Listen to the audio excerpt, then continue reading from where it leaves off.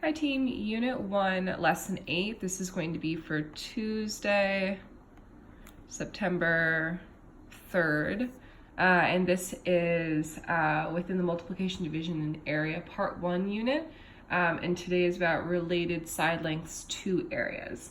The standard we're going after is 3.md.7, which is relating area to the operations of multiplication and addition. So kids starting to make the connection between length times width equals area, and the addition component being the repeated addition that builds towards multiplication. And then finding area of rectangles with whole number side lengths by tiling it and showing that the area is the same as it would be found multiplying side lengths. So this is recognizing that I could count up all of the individual parts to get 6, or I could do 3 times 2 to get 6. Both are the connected options.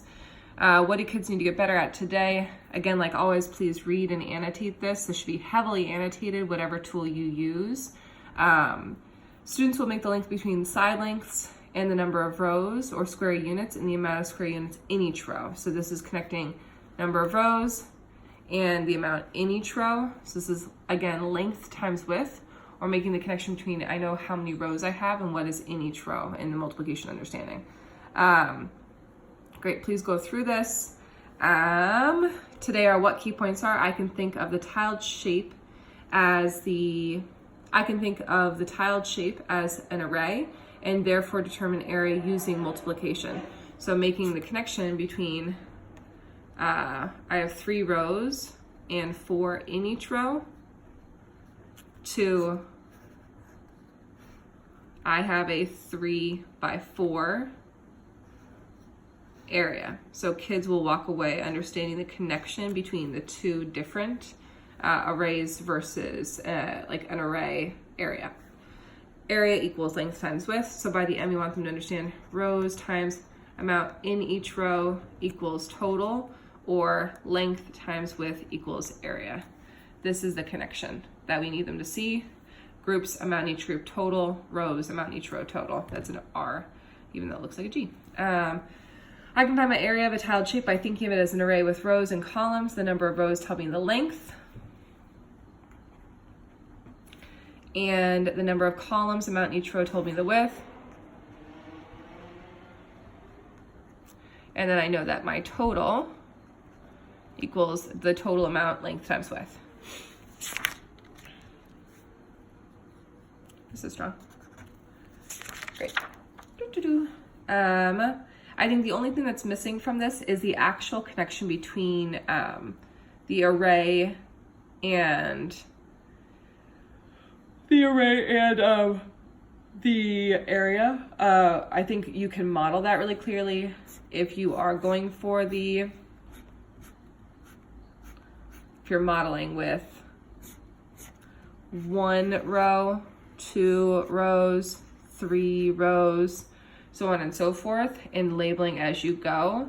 That's what you don't see here, but that's actually what happened in the teaching.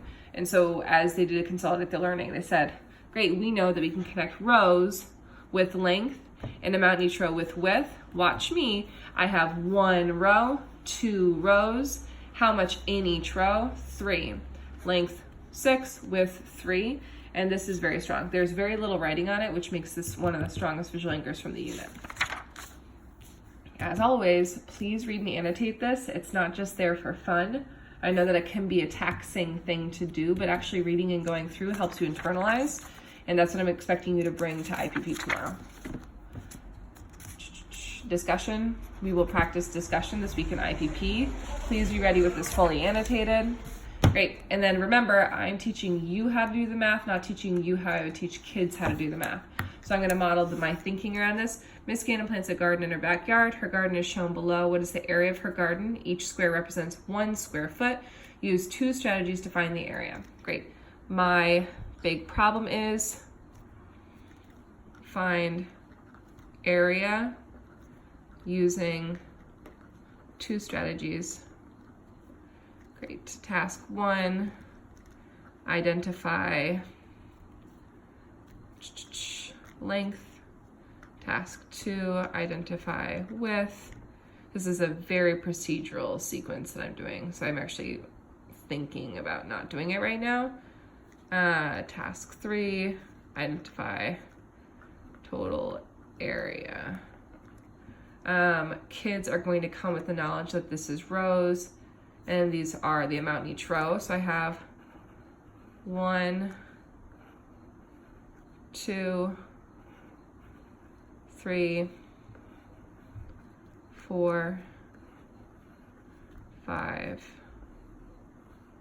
6, and because of space, I'm going to do 6 rows equal length. Oops, that's not useful length. 6, and 1, 2, 3, 3 in each row equals width 3. And then I'm going to reference the visual anchor again because that's the backbone of this whole thing. Area equals 6 times 3. Area, so this is my representation. This is my annotation. My solving, I'm going to represent with area equals length times width, or total equals groups times amount in each group. So I know that this is total equals 6 times 3. Area equals 6 times 3. And I know that area equals 18 square units. My complete sentence answer goes down here, and my complete sentence answer is also paired with evidence. So I solved by using multiplication. The second way I can prove my solving is to count all 1, 2, 3, 4, 5, 6, 7, 8, 9, 10, 11, 12, 13, 14, 15, 16, 17, 18.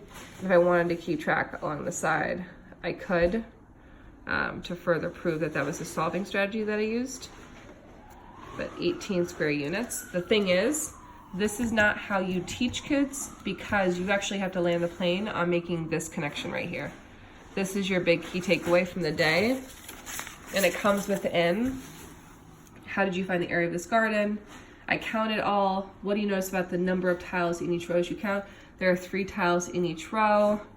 With the knowledge which set, you could use the skip count by 3s, which I just modeled. 3 plus 3 plus 3. How many times did you have to add 3? What do we know about groups with an equal amount in each group? This is where you land the plane on multiplication. Just keeping that in mind.